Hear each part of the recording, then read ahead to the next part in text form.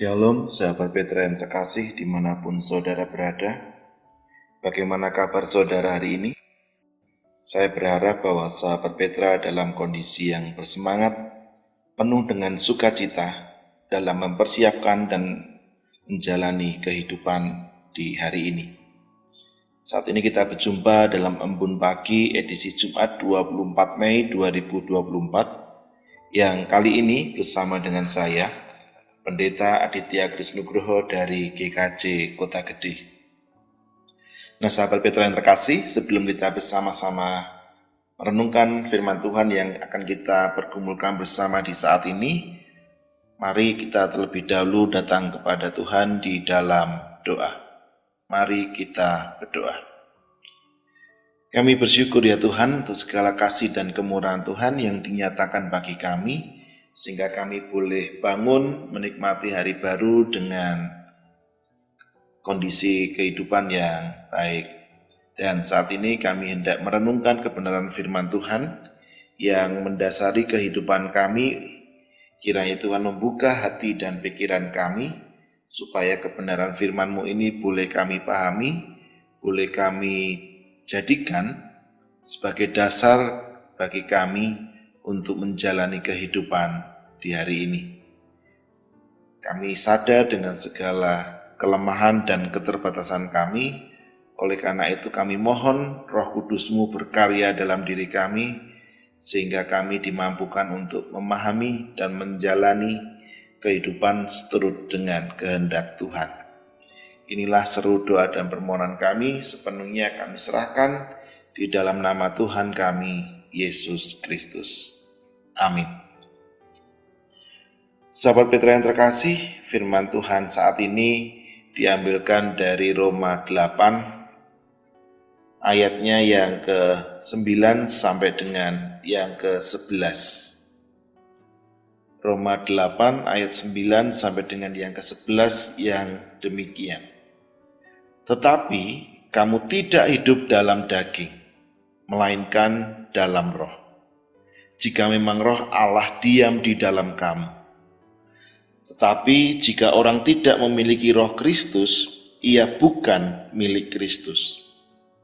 Tetapi jika Kristus ada di dalam kamu, maka tubuh memang mati karena dosa, tetapi roh adalah kehidupan oleh karena kebenaran. Dan jika roh Dia yang telah membangkitkan Yesus dari antara orang mati diam di dalam kamu, maka Ia yang telah membangkitkan Kristus Yesus dari antara orang mati akan menghidupkan juga tubuhmu yang fana itu oleh roh-Nya yang diam di dalam kamu. Demikian pembacaan firman Tuhan yang berbahagia setiap kita yang mendengar dan melakukan dalam kehidupan sehari-hari. Haleluya.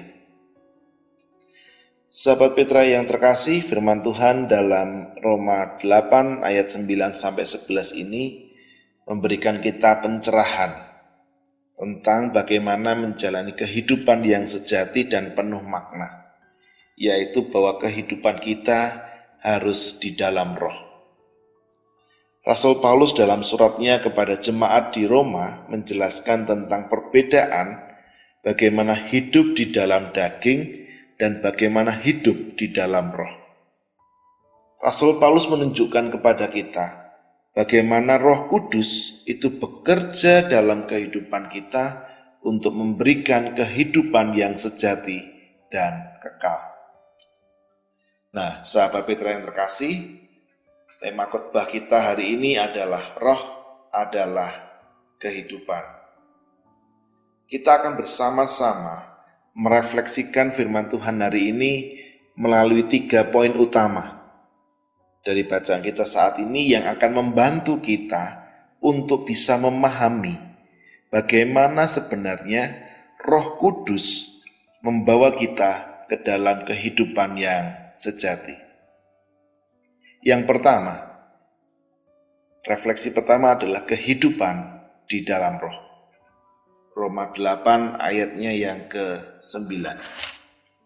Roma 8 ayat 9 ini menegaskan bahwa sebagai orang percaya kita tidak lagi hidup dalam daging, melainkan kita hidup di dalam roh. Dan jika memang roh Allah diam di dalam diri kita. Nah, hidup di dalam daging berarti hidup menurut keinginan dan hawa nafsu orang-orang yang berdosa, yang memisahkan kita dari Allah. Ini adalah kehidupan yang bisa dikatakan kehidupan yang dikontrol oleh keinginan-keinginan duniawi dan dosa-dosa kita, yang tentu saja itu semua tidak menjadi sesuatu yang menyenangkan hati Allah. Tetapi ketika kita telah menerima Yesus Kristus sebagai Tuhan dan Juru Selamat, maka Roh Kudus tinggal di dalam kita. Roh Kudus mengubah cara hidup kita dan memberikan kita identitas baru sebagai anak-anak Allah. Dan hidup di dalam roh berarti bahwa kehidupan kita sekarang ini dipimpin. Hidup kita diberdayakan oleh Roh Kudus. Identitas kita sebagai orang percaya ditentukan oleh kehadiran Roh Allah di dalam kita. Roh Kudus bekerja di dalam hati dan pikiran kita, memperbaharui kita, dan membantu kita untuk hidup sesuai dengan kehendak Allah. Dia memberi kita kekuatan untuk mengatasi godaan dan dosa. Roh Allah yang hidup di dalam kita juga akan membimbing kita di dalam setiap langkah kehidupan kita. Dan kehadiran Roh Kudus adalah tanda bahwa kita adalah milik Kristus. Dan hidup kita seharusnya mencerminkan transformasi rohani, perubahan rohani yang terus-menerus terjadi di dalam kehidupan kita. Konsekuensi dari hidup di dalam roh adalah kita mulai melihat perubahan nyata di dalam karakter, di dalam perilaku kita, dalam bersikap, dalam berpikir, dalam melakukan segala sesuatu di dalam kehidupan kita. Roh Kudus menghasilkan buah roh dalam kehidupan kita. Kalau kita membaca dalam Galatia 5 ayat 22 sampai dengan 23, di situ ada buah-buah roh, yaitu kasih, sukacita, damai sejahtera, kesabaran, kemurahan, kebaikan, kesetiaan, kelemah lembutan, dan penguasaan diri. Nah, bukti nyata kalau kita memang hidup dipimpin oleh roh, maka buah-buah roh itu adalah buah-buah nyata yang kita nampakkan, yang kita keluarkan, yang kita nyatakan di dalam kehidupan sehari-hari. Bukti lain bahwa kehidupan kita dipimpin oleh roh adalah membawa kita lebih dekat kepada Allah. Dengan relasi kita lebih dekat kepada Allah, maka kemudian kita memiliki hubungan yang lebih intim dengan Allah. Sehingga ketika kita hidup dekat, erat, dan melekat dengan Allah, kita senantiasa akan hidup di dalam kebenaran dan kekudusan. Dengan demikian, kehidupan kita menjadi kesaksian yang hidup, menjadi surat Kristus yang mampu dibaca oleh setiap orang yang melihat kita, sehingga kemudian nama Tuhan semakin dipermuliakan. Demikian refleksi yang pertama. Kemudian refleksi yang kedua adalah kehidupan oleh karena kebenaran. Roma 8 ayatnya yang 10. Roma 8 ayat 10 menyatakan, Tetapi jika Kristus ada di dalam kamu, maka tubuh memang mati karena dosa, tetapi roh adalah kehidupan oleh karena kebenaran. Kalau kita membaca ayat ini secara mendetail, ayat ini menunjukkan adanya sesuatu yang berkontradiksi, yang saling bertentangan antara keadaan fisik kita yang fana dengan kehidupan rohani kita yang kekal. Tubuh kita yang terpengaruh oleh dosa cenderung menuju kematian, karena memang dosa membawa kerusakan dan kematian fisik. Tetapi karena Kristus hidup di dalam kita, roh kita hidup oleh karena kebenaran. Kehadiran Kristus dalam hidup kita ini memberi kita hidup yang baru, hidup yang kekal, bahkan kehidupan yang melampaui kematian fisik. Kehidupan oleh karena kebenaran berarti bahwa kehidupan rohani kita dihidupkan dan dipelihara oleh kebenaran Allah yang dinyatakan melalui Yesus Kristus. Kebenaran ini mencakup pengampunan dosa, pendamaian dengan Allah, hubungan yang dipulihkan dengan Allah. Kristus melalui kematian dan kebangkitannya telah menanggung segala hukuman atas dosa-dosa kita dan memberikan kita kebenarannya. Oleh karena itu, meskipun tubuh kita mungkin menderita, tentu itu semua karena dosa, roh kita tetap hidup, roh kita tetap kuat, karena kebenaran Kristus tinggal di dalam kita. Dampak dari kehidupan oleh karena kebenaran adalah bahwa kita harus hidup di dalam integritas dan ketaatan kepada Allah. Kehidupan kita seharusnya mencerminkan kebenaran yang telah kita terima.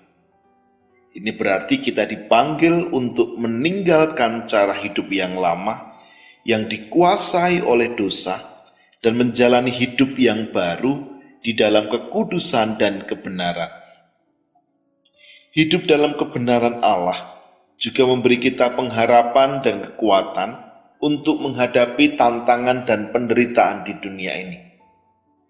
Karena kita tahu bahwa kehidupan sejati kita sesungguhnya berakar dalam kebenaran yang kekal di dalam Kristus. Ini refleksi yang kedua dalam bacaan kita saat ini. Sedangkan refleksi yang ketiga adalah kebangkitan oleh roh. Bisa kita baca dalam Roma 8 ayatnya yang ke-11. Roma 8 ayat 11 ini memberikan janji yang luar biasa tentang kuasa kebangkitan Roh Kudus.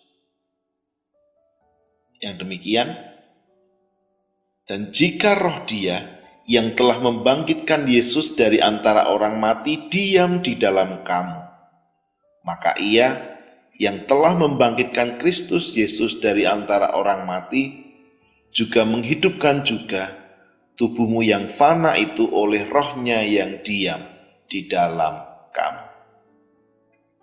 Nah, sahabat Petra yang terkasih, ayat ini mengingatkan kita bahwa Roh Kudus yang sama yang membangkitkan Yesus dari kematian juga tinggal di dalam kita sebagai orang percaya.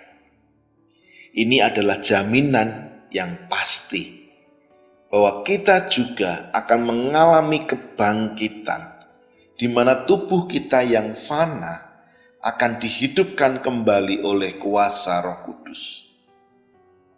Kebangkitan oleh Roh bukan sekedar janji tentang masa depan, tetapi juga memberikan pengharapan dan kekuatan di dalam kehidupan kita saat ini.